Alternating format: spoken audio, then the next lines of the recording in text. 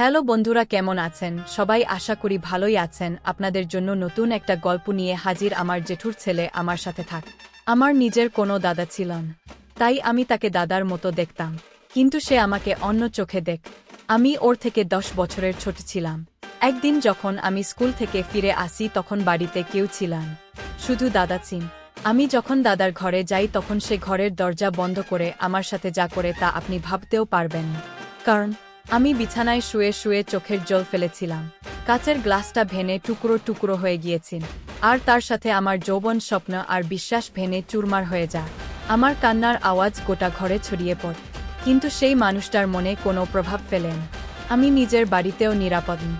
আমার গোটা শরীর যন্ত্রণায় ফেটে যাচ্ছে। আমি চোখের সব ঝাপসা দেখছিলাম। আমার চোখের জলে গোটা বালিশ ভিজেছি। আজ আমি শারীরিক আর মানসিকভাবে যে আঘাতটা পেলাম তার রেশ হয়তো আমাকে সারা জীবন বয়ে বেড়াতে হবে। সেই দিনের প্রত্যেকটা মুহূর্ত আমার চোখের সামনে ভেসে উঠছে। সেদিন আমার বাবার কথা খুব মনে পড়ছে। আমি বাবার চোখের মণি ছিলাম, আর যদি আমার বাবা বেঁচে থাকতেন তাহলে কারুর এত সাহস হতো না। আমার বাড়িতে আমাকে ধর্ষণ করার, আমার কান্নার আওয়াজ বাড়ির সব দেওয়ালে প্রতিধ্বনিত হচ্ছিল। এই একই দেওয়ালে একদিন আমার হাসির শব্দ প্রতিধ্বনিত হত। আমি কি এমন পাপ করেছিলাম যা শাস্তি আমি এইভাবে পাচ্ছি? যে মানুষটাকে আমি সবথেকে বেশি বিশ্বাস করতাম সে আমার সাথে রকম কর। সে আমাকে ধর্ষণ করে বাড়ি থেকে বেরিয়ে যা। আমি অনেকক্ষণ বিছানায় শুয়ে শুয়ে কাঁদি, তারপর উঠে আস্তে আস্তে বাথরুমে যাই। আয়নায় নিজেকে দেখে আমার আবার কান্না পেয়ে গেল। আমার সারা শরীরে জায়গায় জায়গায় দাঁত বসানোর দাগ। আমি চোখে মুখে জলের ছিটে দিয়ে নিজেকে সামলে বাইরে বেরিয়ে এলাম। মাই ফিরে আসতে এখনো কতক্ষণ লাগবে কে জানে। আমি নিজেকে ঘরের মধ্যে বন্ধ করে রাখি। আমি এখনো ভয়ে কাঁপছিলাম। আমার বারবার মনে হচ্ছিল আমি একটা খারাপ স্বপ্ন দেখছি। আমি চোখ খুললেই ইঁদুর স্বপ্নটা শেষ হয়ে যাবে, কিন্তু সেটা হওয়ার নয়। আমাকে সত্যিটা মেনে নিতেই হবে। এটা একটা ভয়ঙ্কর স্বপ্ন নয়, এটা একটা ভয়ঙ্কর সত্যি, আর এই সত্যিটাই আমাকে সারা জীবন বয়ে বেড়াতে হবে। আমি আবার চিৎকার করে কাঁদতে শুরু করলাম। মনে হয় এভাবে আমাকে সারা জীবন কাঁদতে হবে। বিকেল হতেই মা আর আমার ছোট বোন বাড়ি ফিরে আস। মা এসে আমার ঘরের দরজায় টোকা মার। মায়ের আওয়াজ শুনে আমি ছুটে গিয়ে দরজা খুলে দেখি মাকে জড়িয়ে ধরে আমি কাঁদতে শুরু করি। মা তো আমার অবস্থা দেখে নিঃশ্বাস নিতেই ভুলে গিয়েছিল। খুব অস্থিরতার সাথে আমাকে জিজ্ঞেস করে এসব কি করে হলে। আমি মাকে সব কথা বলে দিলাম, যা শুনে মায়ের পায়ের তলা থেকে মাটি সরে গেল। মায়ের তো আমার কথা বিশ্বাসই হচ্ছিল না, কিন্তু আমার অবস্থা দেখে মায়ের খুব খারাপ লাগে। মনে হয় আমার কপালে এটাই লেখা ছিল। আমি তখনও জানতাম না আমার কপালে আরও কি কি লেখা আছে। আমরা দুই বোন সারাদিন বাড়িতে হুল্লোড় করতাম। বাড়িতে রোজ উৎসব লেগে থাকত। বাবা আমাদের দুজনকে দেখে খুব আনন্দ পেত, কিন্তু মা আমাদের দুষ্টুমি দেখে মাঝে মাঝে রেগে যেত। বাবা যেই অফিস থেকে ফিরতেন আমি বাবাকে গিয়ে জড়িয়ে ধরতাম, আর তাকে আমার সারা দিনের গল্প শোনাতাম। বাবাকে সব কথা না বলা অবধি আমি শান্তি পেতাম না। মা বলো আমি বাবার প্রাণ। সব কিছু ঠিক চলছিল। হঠাৎ একদিন আমাদের সুখী পরিবারের ওপর কারো নজর লেগে যায়। মনে হয় এত সুখ আমাদের সহ্য হল না। বাবার অ্যাক্সিডেন্ট হয়, আর তিনি বিছানায় পড়ে যা। বাড়ির অবস্থাও খারাপ হতে থাক। বাড়িতে আর কোনো ছেলে ছিল না, তাই মা কি সব কিছু সামলাতে হচ্ছিল। আমার জেঠু বাবার উপর অনেক দিন ধরে রেখেছেন। তাদের অনেক দিন দেখা হয়নি, কিন্তু বাবার অ্যাক্সিডেন্ট হওয়ার পর মা নিজে ফোন করে জেঠুকে সব কিছু জানায়। মায়ের বিশ্বাস ছিল বাবার অবস্থার কথা শুনে জেঠু সব শত্রুতা ভুলে যাবে, আর সেটাই হলো জেঠু বাবাকে দেখতে আসে আর বাবার পাশে বসে কাঁদ। আমাদের অবস্থা দেখে জেঠু বলে এখন তোমাদের পক্ষে সব কিছু একা সামলানো মুশকিল হবে, তাই আমি মুকেশকে বলছি এখন কিছুদিন তোমাদের সাথে থাকতে। মুকেশ জেঠুর বড় ছেলে, সে খুব ভালো ছিল। আমি তাকে 5 বছর আগে দেখেছিলাম। তারপর জেঠুর সাথে আমাদের সম্পর্ক খারাপ হয়ে যাওয়ায় আর তার সাথে দেখা হয়নি। জেঠুর কথা শুনে মা একটু স্বস্তি পায়। মুখে সেখানে এলে আমাদের অনেক সুবিধে হবে। বাবা বিছানায় শুয়ে যন্ত্রণায় কাতরাচ্ছে। আমরা দুই বোন বাবাকে দেখে খুব কাঁদতাম। আমরা কোনোদিন বাবাকে আরাম করতে দেখিনি, কিন্তু এখনও 1-5 দিন ধরে বাবা বিছানায় পড়ে আছে। মুখের দাদা আমাদের বাড়িতে এসে বাবার অবস্থা খুব ভালো করে দেখাশোনা করে। এই অবস্থায় আমাদের একজন বড় দাদার দরকার ছিল, আর মুখে দাদার সেই দায়িত্বটা খুব ভালো করে পালন করে। কিন্তু ভাগ্যের লিখনকে আর ঘটাতে পার। আমরা বাবাকে বেশি দিন ধরে রাখতে পারলাম না। কিছুদিন পর তিনি আমাদের ছেড়ে চলে গেলেন। বাবার মৃত্যুর পর মা খুব ভেঙে পড়েছিল, আর আমাদের দুই বোনের পক্ষে তো বিশ্বাস করাই অসম্ভব ছিল যে বাবা আর আমাদের মধ্যে নেই। আমার বয়স 15 বছর, আর আমার বোনের বয়স মাত্র 12 বছর। বাবা বলত আমাদের দুই বোনকে ডাক্তার বানাব, তারপর আমাদের ধুমধাম করে বিয়ে দেব। কিন্তু বাবা তার সব স্বপ্ন অপূর্ণ রেখেই চলে গেলেন। বাবা মারা যাওয়ার পর মা মুকেশ ভাই কি আমাদের ছেড়ে যেতে দেয় না, সে আমাদের সাথে থাকতে শুরু করে। জেঠু অন্য শহরে থাকতেন, আমাদের বাকি সব আত্মীয়রা অন্য শহরে আছে। বাবার চাকরির জন্য আমরা এই শহরে এসেছিলাম। বাবার মৃত্যুর পর জেঠু আমাদের বলেছিল তাদের শহরে চলে যেতে, কিন্তু আমার পড়াশোনার জন্য আমরা শহর ছেড়ে যেতে পারলাম না। সামনেই আমার মাধ্যমিক পরীক্ষা, নিজের শহরে ফিরে গেলে আমার পড়াশোনা করা হতো না। কিন্তু আমি বাবার স্বপ্ন পূরণ করতে চাই, ডাক্তার হতে চাই। মা জেঠুকে বলে দেয় যে আমার বড় মেয়ের পড়াশোনা শেষ হয়ে গেলে আমরা আপনার সাথে যাব। জেঠু আমাদের খোঁজ খবর রাখতেন। 2 মাস পর পর আমাদের সাথে দেখা করতে আসতেন মুকেশ দাদা। যখনই বলতো আমি কয়েকদিনের জন্য নিজের বাড়ি থেকে ঘুরে আসি, তখনই আমি খুব কাঁদতাম, তাকে যেতে দিতাম না। আমি চাইতাম মুকেশ দাদা আমাদের সাথে থেকে যাক একদিনের জন্য। আমি দাদাকে চোখের আড়াল করতে চাইতাম না। বাবা চলে যাওয়ার পর মুকেশ দাদা আমাদের খুব ভালোভাবে দেখাশোনা করেছে। ও আমার থেকে 10 বছরের বড়, কিন্তু ওর সাথে আমার খুব ভালো বন্ধুত্ব হয়ে গিয়েছে। বাবার যা কিনছেন আসত তাতেই আমাদের সংসার চল। মুকেশ দাদা এই শহরে একটা চাকরি খুঁজে নিয়েছেন। প্রত্যেক মাসে তার মাইনের থেকে কিছু টাকা সে মায়ের হাতে দিত। মা মুকেশ দাদাকে নিজের ছেলের মতোই দেখত। বাবা না থাকার অভাবটা সে আমাদের বুঝতে দিত না। মুকেশ দাদা যখন কাজ থেকে ফিরত আমি তার পিছন পিছন ঘুরতে শুরু করতাম, আর বাবার মতনই তাকে আমি সারা দিনের গল্প শোনাতাম। রাতে যখন ক্লান্ত হয়ে দাদা শুতে যেত, আমি তখন নিয়ে দাদার ঘরে চলে যেতাম। দাদাকে বলতাম আমাকে পড়া বুঝিয়ে দিতে। যতক্ষণ আমি তার ঘরে থাকতাম তাকে একবারও মোবাইল দেখতে দিতাম না। মাঝে মাঝে তো আমি লুকিয়ে দাদার মোবাইলটি বন্ধ করে দিতাম, যাতে আমার পড়ার মাঝখানে সেটা বেজে না ওঠে। আমি মাকে প্রায়ই বলতাম যে মুকেশ দাদা আমার নিজের দাদার মতন, আমি তাকে খুব সম্মান করতাম। একদিন স্কুল থেকে ফিরে এসে জানতে পারি যে মা আর বোন কোনো এক আত্মীয়ের মৃত্যুর খবর পেয়ে তাদের বাড়িতে গেছে। তারা আমাকে নিয়ে যায়নি, কারণ সেদিন আমার মাধ্যমিকের পেপার ছিল। মুকেশ দাদা বাড়িতেই ছিল, সেই আমাকে খবরটা দেয়। দাদা সেদিন অফিসে যায়নি। আমি আমার স্কুল ইউনিফর্ম পাল্টে রান্নাঘরে খাবার বাড়িতে যা। তখন মুকেশ দাদা আমাকে বলে তার ঘরে 1 গ্লাস জল নিয়ে যেতে। আমি যে তার ঘরে ঢুকি ও দরজাটা বন্ধ করে দেয়। প্রথমে মনে হলো আমার সাথে মজা করছে, কিন্তু তারপর মনে হলো নজরটা ভালো না। তারপরও আমার সাথে যা যা করলো সেটা আমার মনে করতো ঘেন্না করছে। দরজার ছিটকিনিটা লাগিয়ে সে আস্তে আস্তে আমার কাছে আসতে থাক। আমার হাত পা কাঁপতে শুরু করে, জলের গ্লাসটা হাত থেকে পড়ে ভেঙে যায়। সে আমাকে ধাক্কা দিয়ে বিছানায় ফেলে দেয়। তারপর সব সীমা লঙ্ঘন করে যেভাবে আমার উপর চড়াও হয় যে আমি নিজেকে বাঁচাতে পারি না। তখন আমার বিশ্বাস হচ্ছিল না যে এই মানুষটাকে আমি নিজের দাদার মতো সম্মান করতাম।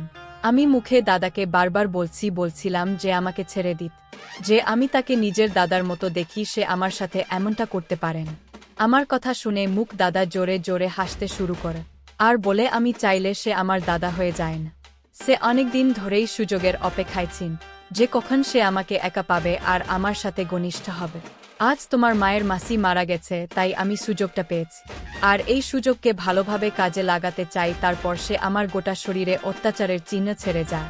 আমার 10-0-0 বারণ করা সত্ত্বেও সে থামেন। সে আমাকে পুরোপুরিভাবে বরবাদ করে বাড়ি থেকে বেরিয়ে। যখন মা ফিরে আস আর আমি মাকে সব সত্যিটা বলি, তখন তার পক্ষে এটা বিশ্বাস করা খুব মুশকিল ছিল।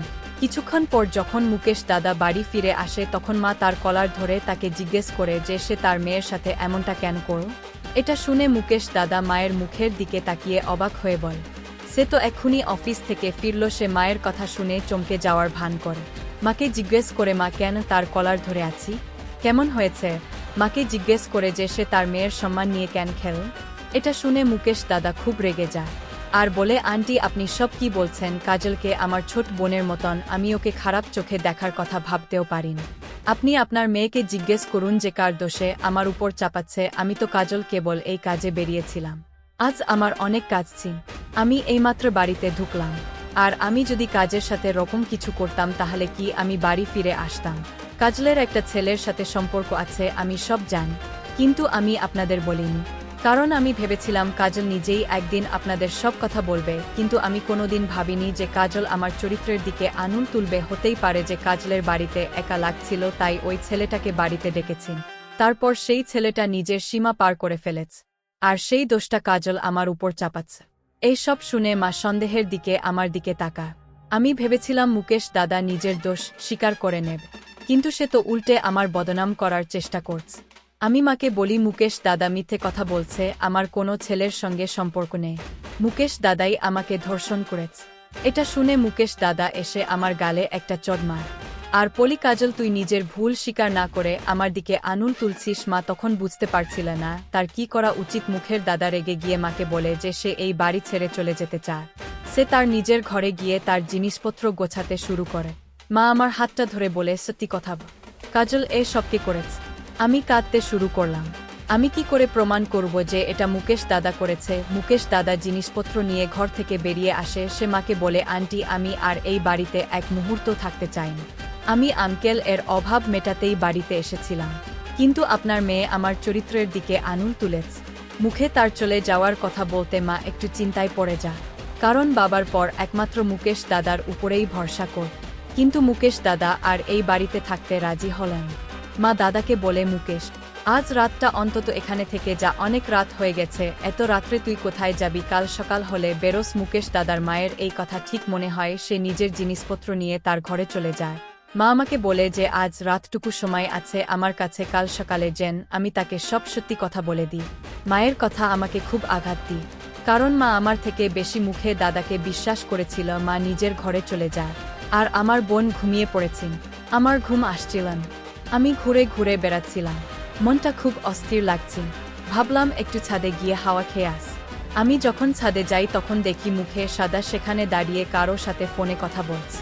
তার কথা শুনে আমি অনেক কিছু জানতে পারলাম। সে ফোনে কাউকে একটা বলেছিল, তোমাকে আর অপেক্ষা করতে হবে না, আমি কালকে তোমার কাছে আসছি। ফোনের ওপার থেকে কি বলা হল আমি জানি না, কিন্তু তার উত্তরে মুখোশ দাদা বলে, আমি পুরোপুরিভাবে ব্যবস্থা করে ফেলেছি। এখন তোমার আর আমার মধ্যে কেউ আসবে না। এখন আমি সব সময় তোমার কাছে থাকব। আমি মুকেশ দাদার সামনে গিয়ে দাঁড়িয়ে পড়লাম। আমাকে দেখে চমকে গেল। আমি তাকে বলি, আমাকে এসব সত্যি কথা বলো, তুমি আমার সাথে কেন এমনটা করলে?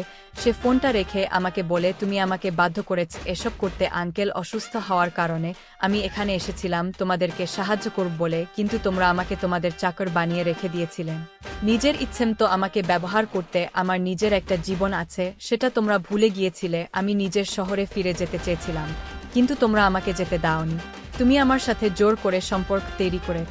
আমি যখন ক্লান্ত হয়ে রাত্রে বাড়ি ফিরতাম তখন তুমি আমাকে বলতে দিতে না, কখনো পড়াশোনার বাহানা, আমার ঘরে ঢুকে পড়তে, আবার কখনো অন্য কিছু বাহানা। তোমার আমার ওপর জোর করে অধিকার ফলানো আমার একদম পছন্দ হতো না। তুমি আমাকে দিয়ে জোর করে তোমার কাজ করিয়ে নিতে। এছাড়াও তুমি আমার ফোন কেটে দিতে, আর কখনো আমাকে না বলে আমার ফোনটা বন্ধ করে দিতে। তুমি ভালো করে জানতে যে আমার বাগদান হয়ে গেছে, আর আমার বাগদত্তা আমাকে ফোন করে, কিন্তু সেটা জানার পরেও তুমি আমার ফোন কেটে দিতে। তোমার জন্য আমাদের মধ্যে রোজ ঝগড়া হতো। আমার বাগদত্তা পূজা চাইতে যে আমি ফিরে আসি, কিন্তু তুমি এমন কান্নাকাটি করতে যে আমি এখান থেকে যেতে বাধ্য হতাম। পূজা আমাকে সন্দেহ করতে শুরু করেছেন। তার মনে হতো তোমার আর আমার মধ্যে কোনো সম্পর্ক তৈরি হয়েছে। তাই পরশুদিন সে আমাকে পরিষ্কার করে বলে দেয় যে আমি যদি এক্ষুনি ফিরে না আসি তাহলে ও আমাদের সম্পর্ক ভেঙে দেবে। আমি ওকে খুব ভালোবাসি, খুব তাড়াতাড়ি আমাদের বিয়ে হতে চলেছে, কিন্তু তোমার জন্য আমাদের সম্পর্কটা নষ্ট হয়ে যাচ্ছে। তুমি আমাকে এত বিরক্ত করছি যে আমার কাছে এটা ছাড়া আর কোনো রাস্তা ছিল না।